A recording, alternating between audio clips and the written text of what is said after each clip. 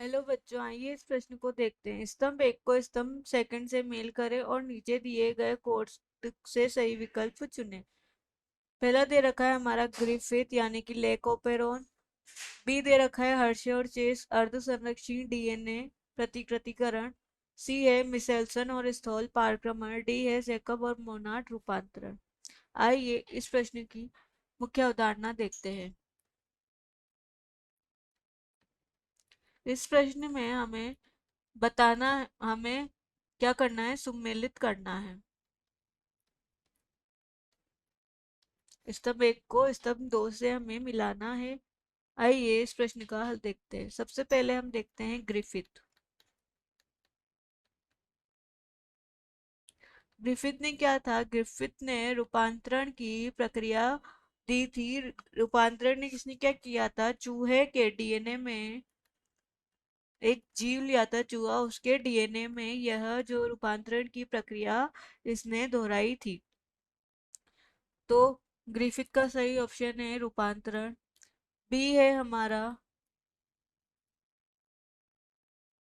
Hershey and chess.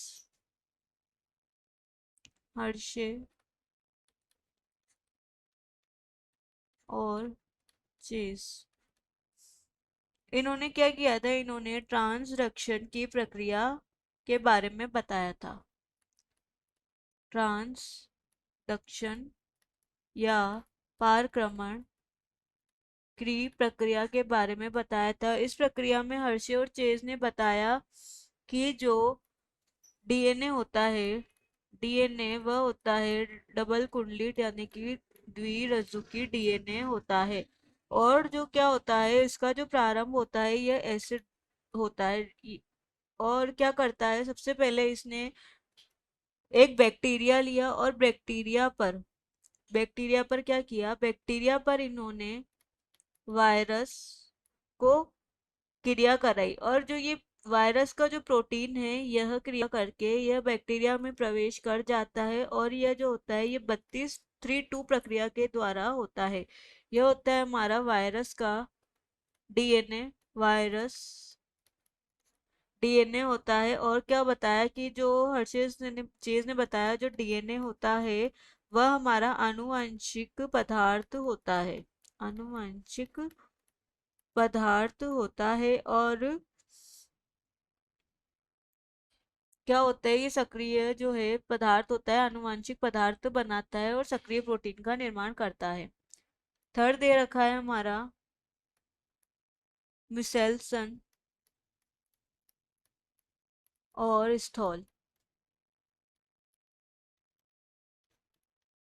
मिसेल्सन और stall ने मिसेल्सन और स्टॉल ने क्या बताया, उन्होंने बताया कि डीएनए जो होता है वह डबल कुंडलित स्ट्रक्चर होती है। उसके बाद क्या होता है, इन्होंने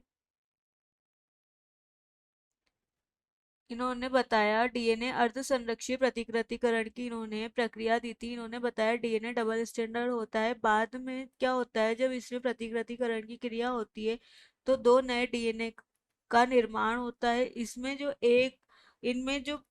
एक डीएनए का जो एक स्ट्रैंड होता है वह जनक के पुराना स्ट्रैंड होता है और एक नया स्ट्रैंड होता है। यह होता है नया स्ट्रैंड और यह होता है पुराना स्ट्रैंड।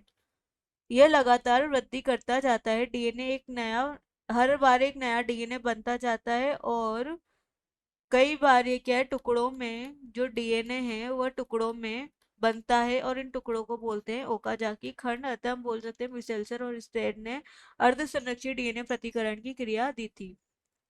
चौथा है हमारा जैकब व मोनार्ड। इनने क्या किया था, इन्होंने लेक ओपेरोन की क्रिया दी थी। लेक ओपेरोन की क्रिया के बारे में बताया था। लेक ओपेरोन क्या होती है, लेक ओपेरोन वह क्रिया होती है जिसमें जीन का नियमन किया जाता है। जीन का नियमन करते हैं और इसमें क्या होता है, लैक्टोज का निर्माण किया जाता है। इसमें एक एमआरएनए होता है। एमआरएनए इंसर्शन प्रक्रिया द्वारा, यानी कि इंड्यूसर जो जीन होता है, इंड्यूसर जीन द्वारा एक एमआरएनए का निर्माण किया जाता है जिसे बोलते हैं दमनकारी एमआरएनए। इसी को बोलते हैं लेख ओपेरोन। अतः हमारे इस प्रश्न का विकल्प सही विकल्प है विकल्प ए। आशा है कि आप इसे अच्छी तरह समझ गए होंगे। धन्यवाद।